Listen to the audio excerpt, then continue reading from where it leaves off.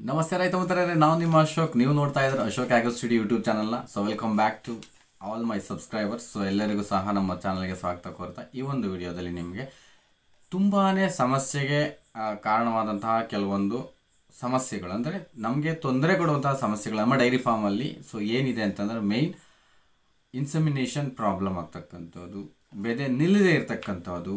ನಮ್ಮ ಕರುಗಳು ಅಂದರೆ ವಯಸ್ಸಿಗೆ ಬಂದಿದ್ರೂ ಸಹ ಬೆದೆಗೆ ಬರ್ತಾ ಇಲ್ಲ. ಸೊ ಬೆದೆ ಅಂದರೆ ಆ ಒಂದು ಕರು ಹಾಕಿರುವಂತಹ ಹಸುಗಳು ಸಹ ನೆಕ್ಸ್ಟು ಅಂದರೆ ರೀಪ್ರೊಡಕ್ಟಿವಿಟಿ ಪ್ರಾಬ್ಲಮ್ ಇರ್ತಕ್ಕಂಥದ್ದು, ಮತ್ತು ಅದು ಬೆದೆಗೆ ಬರದೇ ಇರ್ತಕ್ಕಂಥದ್ದು. ಸೊ ಏನು ರೀಸನ್ಸ್ ಇದೆ, ಯಾಕೆ ಅದು ಪ್ರಾಬ್ಲಮ್ ಆಗಿದೆ, ಸೊ ಇದ್ರ ಬಗ್ಗೆ ಇವತ್ತು ಮಾತಾಡ್ತಾ ಹೋಗೋಣ. ಸೊ ಖಂಡಿತ ಒಳ್ಳೆ ಟಾಪಿಕ್ ಬಗ್ಗೆ ಮಾತಾಡ್ತಾ ಹೋಗ್ತೀನಿ. ಖಂಡಿತ ಎಲ್ಲರೂ ಸಹ ವಿಡಿಯೋನ ಕೊನೆಯ ತನಕ ನೋಡಿ.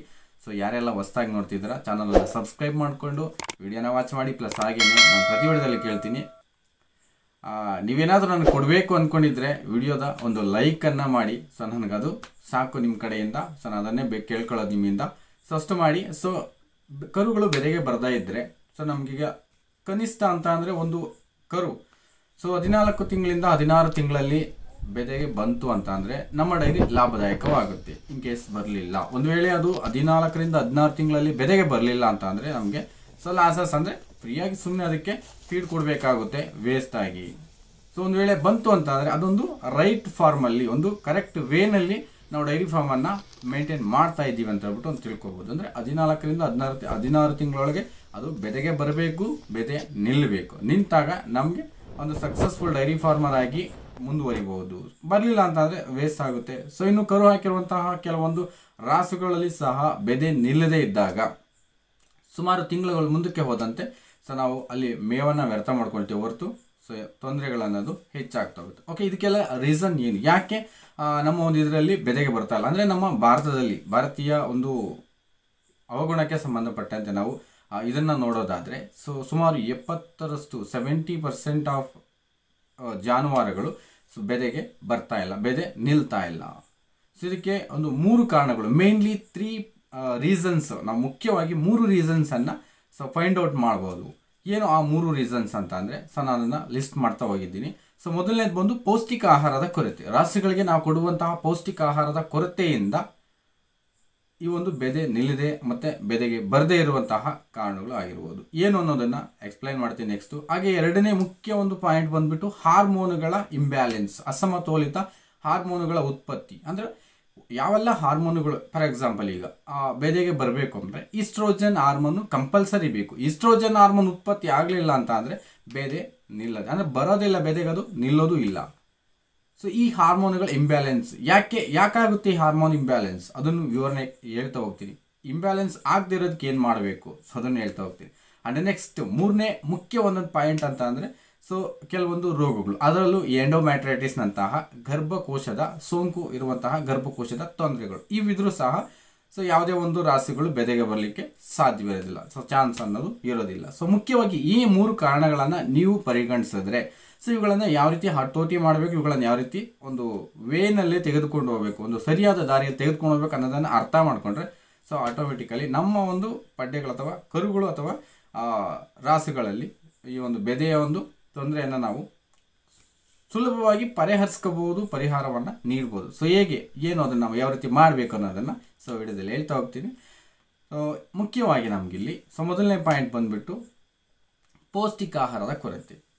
ಈಗ ಒಂದು ರಾಸು, ಒಂದು ಕರು ಬೆದೆಗೆ ಬಂದಿದೆ ಅಂತ ಅಂದರೆ ವೆಯ್ಟ್ ಆಧಾರದ ಮೇಲೆ ನೋಡೋದಾದರೆ, ತೂಕದ ಆಧಾರದ ಮೇಲೆ ನೋಡೋದಾದರೆ ಮುಖ್ಯವಾಗಿ ಸೊ ಒಂದು 250ರಿಂದ 300 kg ತೂಕ ಇರಬೇಕು. ವೆಯ್ಟ್ ಮೇಲೆ ನಾವು ಅದನ್ನು ಅಳತೆ ಮಾಡೋದಾದರೆ, ಅದನ್ನು ಮಾನದಂಡವಾಗಿ ನೋಡೋದಾದರೆ, ಅಳತೆಯ ತೂಕದ ಮಾನದಂಡದ ಮೇಲೆ ಹೇಳೋದಾದರೆ 300 ಅಂದರೆ 250ರಿಂದ 300 kg ಇರಬೇಕು. ವಯಸ್ಸಿನ ಆಧಾರದ ಮೇಲೆ ಅಂತ ಅಂದರೆ 14ರಿಂದ 16 ತಿಂಗಳೊಳಗಾದರೂ ಬೆದೆಗೆ ಬರಬೇಕು, ಬರ್ತಾ ಇಲ್ಲ. ಸೊ ರೀಸನ್ ಏನು ಅಂತಂದರೆ ಇಲ್ಲಿ ಬಾಡಿ ಡೆವಲಪ್ಮೆಂಟ್ ಆಗಿಲ್ಲ, ಸೊ ದೇಹದ ಬೆಳವಣಿಗೆ ಆಗಿಲ್ಲ ಅಂತಂದರೆ ಪೌಷ್ಟಿಕ ಆಹಾರದ ಕೊರತೆ. ಸೊ ಪೌಷ್ಟಿಕ ಆಹಾರದಲ್ಲಿ ಮೇನ್ಲಿ ಪ್ರೋಟೀನ್ಗಳ ಕೊರತೆ ಇದ್ದಾಗ ಖಂಡಿತ ಯಾವುದೇ ದೇಹ ಬೆಳವಣಿಗೆ ಆಗಲ್ಲ. ದೇಹ ಬೆಳವಣಿಗೆ ಆಗಿಲ್ಲ ಅಂತಂದರೆ ಯಾವುದೇ ಹಾರ್ಮೋನುಗಳು ಉತ್ಪತ್ತಿ ಆಗಲ್ಲ. ಹಾರ್ಮೋನ್ ಉತ್ಪತ್ತಿ ಆಗಿಲ್ಲ ಅಂತಂದರೆ ಬೆದೆಗೆ ಬರಲ್ಲ. ಸೊ ಮುಖ್ಯವಾಗಿ ನಾವೇನು ಕೊಡಬೇಕಿಲ್ಲಿ ಪ್ರೋಟೀನ್ಗಳನ್ನು. ಸೊ ನಾನು ಮೇನ್ಲಿ ವಿಟಮಿನ್ಸು, ಪ್ರೋಟೀನ್ಸು ಮತ್ತು ಮಿನರಲ್ಸು ಇವುಗಳನ್ನು ಹೇಳ್ತಾ ಹೋಗ್ತೀನಿ. ಅದರಲ್ಲಿ ಮುಖ್ಯವಾಗಿ ವಿಟಮಿನ್ಸು, ಈ ವಿಟಮಿನ್ಗಳಲ್ಲಿ ಎ ಮತ್ತು ಇ 2 ವಿಟಮಿನ್ಗಳು ಬೆದೆಗೆ ಬರಬೇಕು ಅಂದರೆ ಅವು ಇರಬೇಕಲ್ಲಿ. ಯಾವುವು ಆ ವಿಟಮಿನ್ಸ್ ಎ ಮತ್ತು ಇಗಳು.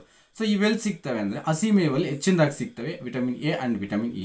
ಯಾರೆಲ್ಲ ಹಸಿ ಮೇವನ್ನು ಹೆಚ್ಚಿನದಾಗಿ ಕೊಡ್ತಾ ಇದ್ರೆ ಅವ್ರಿಗೆ ಅದು ತೊಂದರೆ ಇರೋದಿಲ್ಲ. ಓಕೆ, ಹಾಗಾದರೆ ಇವೆರಡೇ ಇದ್ರೆ ಸಾಕಾ? ಸೊ ಅಲ್ಲ. So ಅದಕ್ಕಿನ್ನು minerals, cobalt, magnesium, copper ಇವೆಲ್ಲನೂ ಇರಲೇಬೇಕು. ಸೊ ನೀವು ಮಿನರಲ್ ಮಿಕ್ಸರ್ ಕೊಡ್ತಾ ಇದ್ದೀರಾ? ಕೊಡ್ತಾ ಇಲ್ಲ. ಮ್ಯಾಕ್ಸಿಮಮ್ ಅಂದರೆ ಒಂದು 70% ಆಫ್ ಪೀಪಲ್ಸು ಮಿನರಲ್ ಮಿಕ್ಸರನ್ನು ಕೊಡ್ತಾ ಇಲ್ಲ ಕರುಗಳಿಗೆ. ಪ್ರೋಟೀನನ್ನು ಕೊಡ್ತಾ ಇಲ್ಲ, ದಾಣಿ ಮಿಶ್ರಣ ಕೊಡ್ತಾ ಇಲ್ಲ. ಸೊ ಇಲ್ಲಿ ಪ್ರೋಟೀನ್ ಕೊರತೆ ಯಾಕೆ ಬರುತ್ತೆ ಅಂದರೆ ಇದನ್ನು ಕೊಡದೇ ಇರೋದ್ರಿಂದ ಜಸ್ಟ್ ಆ್ಯಸ್ ಇಸ್ ಒಂದು ಮೇವಲ್ಲಿ ಮೇಂಟೈನ್ ಮಾಡ್ತಾ ಇದ್ದಾರೆ. ಅವುಗಳು ಓಕೆ ಬೆಳವಣಿಗೆ ಆಗಿದ್ದಾವೆ, ಯಾವುದೋ ಒಂದು ರೂಪದಲ್ಲಿ ಅದಕ್ಕೆ ಒಂದು ಪೌಷ್ಟಿಕ ಆಹಾರ ಸಿಕ್ಕಿದೆ, ಬೆಳವಣಿಗೆ ಆಗಿದೆ. ಬಟ್ ಬೆದೆಗೆ ಬರಲೇಬೇಕು ಅಂತಂದರೆ ಸೊ ಇಷ್ಟೆಲ್ಲ ಅಂಶಗಳಿರಬೇಕು. ಪ್ರೋಟೀನ್ಸ್ ಇರಬೇಕು, ಮಿನರಲ್ಸ್ ಇರಬೇಕು, ವಿಟಮಿನ್ಸ್ ಇರಬೇಕು. ವಿಟಮಿನ್ಸ್ ಏನೋ ಹಸಿ ಮೇವಲ್ಲಿ ಸಿಗುತ್ತೆ, ಮ್ಯಾನೇಜ್ ಆಗುತ್ತೆ. ಹಾಗಾದರೆ ಮಿನರಲ್ಸನ್ನು ಯಾವ ರೀತಿ ಮ್ಯಾನೇಜ್ ಮಾಡಬೇಕು? ಕಂಪಲ್ಸರಿ ನೀವು ದಯವಿಟ್ಟು ಹೇಳ್ತೀನಿ ಮಿನರಲ್ ಮಿಕ್ಸರನ್ನು ಹಾಕಿ. ಸೊ ಕೆಲವರು ನನಗೆ ಕಾಮೆಂಟ್ ಮಾಡಿದ್ರು ಒಬ್ಬರು, ಸೊ ನೀವು ಮಿನರಲ್ ಮಿಕ್ಸರ್ ಮೇಲೆ ಯಾಕೆ ಕಾನ್ಸಂಟ್ರೇಟ್ ಮಾಡ್ತೀರಾ? ಸೊ ನಿಮ್ಮ ಒಂದು ಕಂಪ್ನಿ ಮಿನರಲ್ ಮಿಕ್ಸರ್ ಪರ್ಚೇಸ್ ಮಾಡಲಿ ಅಂತನಾ? ಖಂಡಿತ ಅಲ್ಲ. ನೀನು ನಮ್ಮದೇ ಮಾಡು ಅಂತ ನಾನು ಎಲ್ಲೂ ಹೇಳಿಲ್ಲ. ಸೊ ಬೇರೆದೆಲ್ಲ ಫೇಕು, ನಮ್ಮದೇ ರೈಟು ಅಂತ ನಾನು ಎಲ್ಲೂ ಹೇಳಿಲ್ಲ. ನೀವು ಯಾವುದಾದ್ರೂ ಪರ್ಚೇಸ್ ಮಾಡಿ ಮಿನರಲ್ ಮಿಕ್ಸರ್ ಕೊಡಿ. ಸೊ ಅಷ್ಟನ್ನು ಮಾತ್ರ ಹೇಳಬಲ್ಲೆ ನಾನು. ಹಾಗೇನೆ ಮಿನರಲ್ ಮಿಕ್ಸರ್ ಅಂದರೆ ಮೆಗ್ನೀಷಿಯಮ್ಮು, ಈ ಕಾಪರು, ಕೋಬಾಲ್ಟು ಈ ರೀತಿ ಇರುವಂಥ ಮಿನರಲ್ಸು ಅದಕ್ಕೆ ತುಂಬಾ ಸಹಕಾರಿಯಾಗುತ್ತೆ. ಮಿನರಲ್ ಮಿಕ್ಸರ್ ಕೊಡಲೇಬೇಕು. ಓಕೆ, ಎಷ್ಟು ಕೊಡಬೇಕು? ಕನಿಷ್ಠ 50 ಗ್ರಾಮ್, ಬೆಳಗ್ಗೆ 50 ಗ್ರಾಮ್, ಸಾಯಂಕಾಲ 50 ಗ್ರಾಮ್ ಕೊಡಲೇಬೇಕಾಗುತ್ತೆ. ಸೊ ಕೊಟ್ಟರೆ ಉತ್ತಮ. ಬೇಗನೆ ಅದು ಫಾಸ್ಟ್ ಗ್ರೋಯಿಂಗ್ ಇರುತ್ತೆ, ಫಾಸ್ಟ್ ರೀಪ್ರೊಡಕ್ಟಿವಿಟಿ. ಇದನ್ನು ಕೊಟ್ಟಾಗ ಅಂದರೆ ಈಗ ಓಕೆ ಪ್ರೋಟೀನ್ ಇನ್ನೊಂದು ಹೇಳ್ತೀನಿ. ಈ ಪ್ರೋಟೀನ್ ಕೊಡಬೇಕಂದ್ರೆ ಏನೇನ ಕೊಡಬೇಕು? ಪ್ರೋಟೀನ್ಸ್ ನಾವು ಜಾಸ್ತಿ ಕೊಡಬೇಕು ಅದಕ್ಕೆ ಡೈರೆಕ್ಟಾಗಿ ಅಂತಂದರೆ ಯಾವುದನ್ನು ಕೊಟ್ಟರೆ ಬೆಸ್ಟ್ ಅಂತಂದರೆ ಕನಿಷ್ಠ ಬೆಳಗ್ಗೆ ಅರ್ಧ kg, ಸಾಯಂಕಾಲ ಅರ್ಧ kg ಆಯಿಲ್ ಕೇಕ್ಸನ್ನು ನೀವು ಕೊಡಲೇಬೇಕಾಗುತ್ತೆ. ಇವೆಲ್ಲ ಕಂಟಿನ್ಯೂ ಅಂದರೆ ಅದು ಹಸು ಒಂದು ಬೆದೆಗೆ ಬರುತ್ತೆ ಅಂದರೆ ಈಗ ಒಂದು 11 ಅಥವಾ 12 ತಿಂಗಳಿಂದ ನೀವು ಸ್ಟಾರ್ಟ್ ಮಾಡಲೇಬೇಕಿದು. ಅಂದರೆ ಕರುವಿನ ವಯಸ್ಸು ಒಂದು 11-12ರಿಂದ ಇದ್ದಾಗ ಕನಿಷ್ಠ ಒಂದು 2-3 ತಿಂಗಳು ಇವೆಲ್ಲವನ್ನು ಸಮಾನವಾಗಿ ಕೊಟ್ಟಿದ್ದೇ ಆದಲ್ಲಿ ಸೊ ಬೆದೆ ಸಮಸ್ಯೆ ನಮಗೆ ಬರೋದಿಲ್ಲ.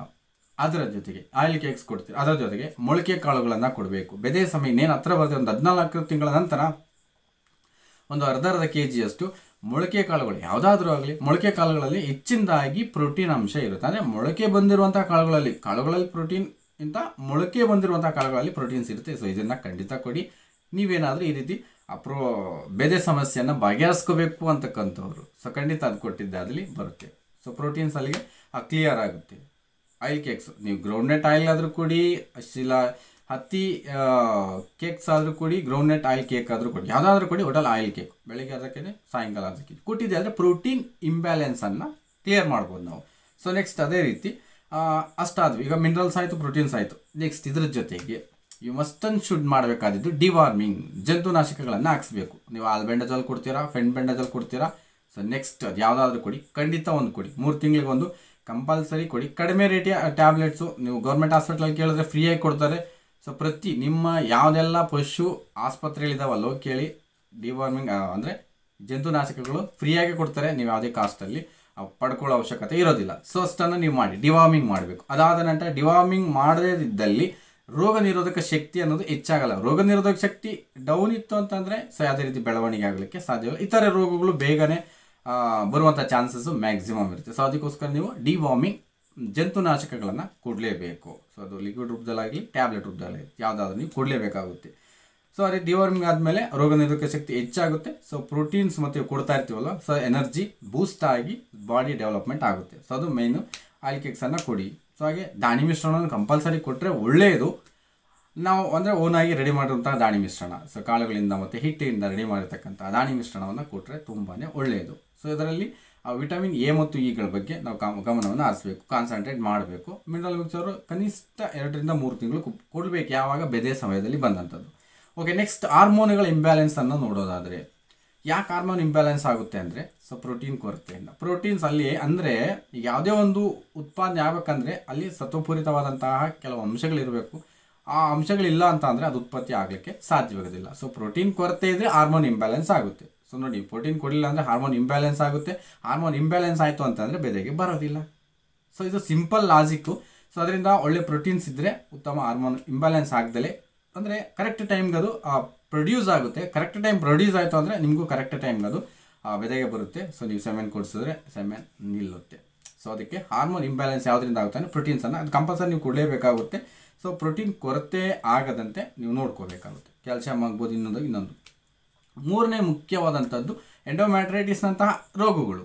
ಸೊ ಎಂಡೋಮ್ಯಾಟ್ರೈಟಿಸ್ ಯಾಕೆ ಬರುತ್ತೆ ಅಂದರೆ ಕರುಗಳಲ್ಲಿ ಎಂಡೋಮ್ಯಾಟ್ರೈಟಿಸ್ ಬರೋಲ್ಲ. ಯಾಕೆ ಅಂತಂದರೆ ಅದು ಮೊದಲನೇ ಕರು ಆಗ್ತಿರುತ್ತಲ್ವ, ಸೊ ಅದಕ್ಕೆ ಆ ಒಂದು ಪ್ರಾಬ್ಲಮ್ ಕಡಿಮೆ ಇರುತ್ತೆ. ಬಟ್ ಈ ಮೇಲಿನ 2 ಅಂಶಗಳನ್ನು ನೀವು ಪರಿಗಣಿಸಿದ್ರೆ ಕರುಗಳಲ್ಲಿ ಬೇರೆ ಸಮಸ್ಯೆನ ಸಲೀಸಾಗಿ ನೀವು ಬಗೆಹರಿಸ್ಕೋಬೋದು. ಕರು ಹಾಕಿರುವಂತಹ ಬೇರೆ ಜಾನುವಾರುಗಳಲ್ಲಿ ಯಾವ ರೀತಿ ಈ ಒಂದು ಎಂಡೋಮ್ಯಾಟ್ರೈಟಿಸ್ಗೆ ಸಾಧ್ಯವಾಗುತ್ತೆ ಅಂತ ಅಂದರೆ, ಸೊ ಇದು ನೀವೀಗ ಕರು ಹಾಕಿರುತ್ತೆ ಹಸು, ಆ ಸಮಯದಲ್ಲಿ ಕೆಲವೊಂದು ಕನಿಷ್ಠ ಜಾಗೃತಿಗಳನ್ನು, ಕನಿಷ್ಠ ಎಚ್ಚರಿಕೆಗಳನ್ನು ವಹಿಸಿದ್ದೇ ಆದರೆ ಎಂಡೋಮ್ಯಾಟ್ರೈಟಿಸ್ ಪ್ರಾಬ್ಲಮನ್ನು ಈಸಿಯಾಗಿ ಸಾಲ್ವ್ ಮಾಡ್ಕೋಬೋದು. ಸೊ ಏನು ಮಾಡಬೇಕು, ಈಗ ನೀವು ಕರು ಹಾಕಿದಂತಹ ಸಂದರ್ಭದಲ್ಲಿ ಆ ಒಂದು ಸತ್ತೆ ಏನಿರುತ್ತೆ, ಆ ಒಂದು ಚೀಲ, ಕರುವನ್ನು ಸುತ್ತಿಕೊಂಡಂಥ ಚೀಲ ಏನಿರುತ್ತೆ, ಸೊ ಪ್ಲಾಸೆಂಟಾ ಇದೆಯಲ್ವಾ, ಅದರ ಕೆಲವೊಂದು ಪೀಸಸ್ ಏನಾದರೂ ಗರ್ಭಕೋಶದಲ್ಲಿ ಉಳ್ಕೊಂಡ್ರೆ ಸೊ ಇದು ಆ ಒಂದು ಇದಕ್ಕೆ ಕಾರಣ ಆಗುತ್ತೆ. ಹಾಗಾದರೆ ಉಳ್ಕೋಬಾರ್ದು, ಅದನ್ನು ಕ್ಲೀನಾಗಿ ತೆಗಿಬೇಕಂದ್ರೆ ಏನು ಮಾಡಬೇಕು, ನಾನು ಆಲ್ರೆಡಿ ಲಾಸ್ಟ್ ವಿಡಿಯೋಗಳು ಹೇಳಿದ್ದೀನಿ. ಸೊ ಯೂಟ್ರಾಬೋಲಸ್ನಂತಹ ಟ್ಯಾಬ್ಲೆಟ್ಸ್ ಬರುತ್ತೆ, ಕಡಿಮೆ ರೇಟ್ ನಾವು, ಸೊ ಅದಕ್ಕೇನು ಕಾಸ್ಟ್ ಇರಬೇಕಾಗಿಲ್ಲ. ಯೂಟ್ರಾಬೋಲಸನ್ನು ಸೊ ಡೈಲಿ ಒಂದೊಂದು ಗರ್ಭಕೋಶದಲ್ಲಿ ಇಡ್ತಾ ಬಂದರೆ ಅಲ್ಲಿರುವಂತಹ ಪ್ಲಾಸೆಂಟಾ ಟೋಟಲ್ ಆಗಿ ಹೊರಗೆ ಬಂತು ಅಂತಂದರೆ ಸೊ ಗರ್ಭಕೋಶಕ್ಕೆ ಯಾವುದೇ ರೀತಿ ತೊಂದರೆಗಳು ನೆಕ್ಸ್ಟ್ ಉಂಟಾಗೋದಿಲ್ಲ. ಸೊ ಅದಕ್ಕೆ ನೀವು ಸೊಲ್ಯೂಷನ್ ಕೊಟ್ಕೋಬೋದು ಅದಕ್ಕೆ. ಸೊ ಆಗ ನೀವು ಮಾಡಲೇಬೇಕಾದಂಥ ಕೆಲಸ ಅದು. ಯೂಟ್ರಾಬೋಲಸ್ನಂತಹ ಸೋಂಕು ನಿವಾರಕ ಮಾತ್ರೆಗಳನ್ನು ನೀವು ಗರ್ಭಕೋಶದಲ್ಲಿ ಇಡೋದ್ರಿಂದ ಸೊ ಅದನ್ನು ಆ ರೀತಿ ಸೊಲ್ಯೂಷನ್ ಕೊಡ್ಬೋದು ಅದಕ್ಕೆ. ಈ ರೀತಿ ಮಾಡಿಕೊಂಡಾಗ ಆ ರಾಸುಗಳಲ್ಲೂ ಸಹ ರೀಪ್ರೊಡಕ್ಟಿವಿಟಿ ಬೇಗನೆ ಸ್ಟಾರ್ಟ್ ಆಗುತ್ತೆ. ಸೊ ತುಂಬಾ ಈಸಿಯಾಗಿರುತ್ತೆ. ಸೊ ಕರು ಹಾಕಿದ ನಂತರ ಆ ಜಾಗ್ರತೆ ತೆಗೆದುಕೊಳ್ಳಲೇಬೇಕಾಗಿರುತ್ತೆ. ಸೊ ಇಷ್ಟನ್ನು ಮಾಡಿದ್ರಿ, ಮೂರನ್ನು ಮೇಯ್ನ್ಲಿ ನೀವು ಪ್ರೋಟೀನ್ ಕೊಟ್ಟರೆ ಹಾರ್ಮೋನ್ ಇಂಬ್ಯಾಲೆನ್ಸ್ ಸಾಲ್ವ್ ಆಗುತ್ತೆ. ಸೊ ಕರು ಹಾಕಿದಂಥ ಹಸುಗಳಲ್ಲಿ ಕರು ಹಾಕಿದ ತಕ್ಷಣ ನೀವು ಕೆಲವೊಂದು ಜಾಗ್ರತೆಗಳು ತೆಗೆದುಕೊಂಡ್ರೆ ಆ ಒಂದು ಸೋಂಕು ನಿವಾರಣೆ ಆಗುತ್ತೆ. ಅಂದರೆ ಗರ್ಭಕೋಶದಲ್ಲಿರುವಂತಹ ಸೋಂಕನ್ನು ಒಂದು ವೇಳೆ ನೀವೆಲ್ಲ ಕೊಟ್ಟು ಗರ್ಭಕೋಶ ಒಂದು ವೇಳೆ ಆದರೂ ನೀವು ಯೂಟ್ರಾಬೋಲಸ್ ಕೊಟ್ಟು ನೀಟಾಗಿ ಮಾಡಿದ್ದೀವಿ, ಆದರೂ ಬೆದೆಗೆ ಬರ್ತಾ ಇಲ್ಲ ಈ ಒಂದು ಹಸುಗಳು ಅಂತ ಅಂದರೆ ಸೊ ನೀವು ಖಂಡಿತ ಪಶು ವೈದ್ಯರಿಂದ ಆ ಒಂದು ಗರ್ಭಕೋಶವನ್ನು ಚೆಕ್ ಮಾಡಿಸ್ಬೇಕಾಗುತ್ತೆ, ಪರೀಕ್ಷಿಸಬೇಕಾಗುತ್ತೆ. ಅಲ್ಲೇನಾದರೂ ಎಂಡೋಮ್ಯಾಟ್ರೈಟಿಸ್ ಇದ್ದಾಗ ಸೊ ನೀವು ಖಂಡಿತ ಅದು ಕ್ಲಿಯರ್ ಆಗೋ ತನಕ ಟ್ರೀಟ್ಮೆಂಟ್ ಕೊಡಿಸ್ಬೇಕು. ಕ್ಲಿಯರ್ ಆದ ನಂತರ ಅದು ಮತ್ತೆ ಬೆದೆಗೆ ಬರುತ್ತೆ. ಬೆದೆಗೆ ಬಂದ ನಂತರ ನೀವು ಸೆಮಿನನ್ನು ಕೊಡಿಸ್ಬೇಕಾಗುತ್ತೆ. ಸೊ ಇಷ್ಟು ಮಾಡಿಕೊಂಡ್ರೆ ನಮ್ಮ ಒಂದು ಡೈರಿ ಫಾರ್ಮಲ್ಲಿ ಏನು ಈ ಒಂದು ಬೆದೆ ಅಥವಾ ಕರುಗಳು ಬೆದೆಗೆ ಬರದೇ ಇರುವಂತಹ ಸಮಸ್ಯೆ ಇದೆ, ಅದನ್ನು ಸಲೀಸಾಗಿ ನೀವು ಈಸಿಯಾಗಿ ಸಾಲ್ವ್ ಮಾಡ್ಕೋಬೋದು. ಸೊ ಇಷ್ಟನ್ನು ಮಾಡಿಕೊಂಡು ಸಾಲ್ವ್ ಮಾಡ್ಕೋತೀರಾ ಅಂತ ನಾನಂತೂ ಬಯಸ್ತಾ ಇದ್ದೀನಿ. ಸೊ ಖಂಡಿತ ಇಷ್ಟನ್ನು ಮಾಡಿಕೊಂಡು ಉತ್ತಮ ಹಾದಿಯಲ್ಲಿ ಉತ್ತಮ ಹಾಲು ಉತ್ಪಾದನೆ ಮಾಡಿ ಉತ್ತಮ ಆದಾಯ ಗಳಿಸಿ ಅಂತ ಹೇಳ್ತಾ ಸೊ ಈ ವಿಡಿಯೋನ ಎಂಡ್ ಮಾಡ್ತಾ ಇದ್ದೀನಿ. ಸೊ ಖಂಡಿತ ಯಾರಿಗೆಲ್ಲ ಈ ವಿಡಿಯೋ ಇಷ್ಟ ಇದೆ ಅವರು ಬೇರೆಯವ್ರಿಗೂ ಶೇರ್ ಮಾಡಿ ಮತ್ತು ಲೈಕ್ ಮಾಡಿ ಅಂತ ಹೇಳ್ತಾ ನಾನು ನಿಮ್ಮ ಅಶೋಕ್. ನಮಸ್ಕಾರ.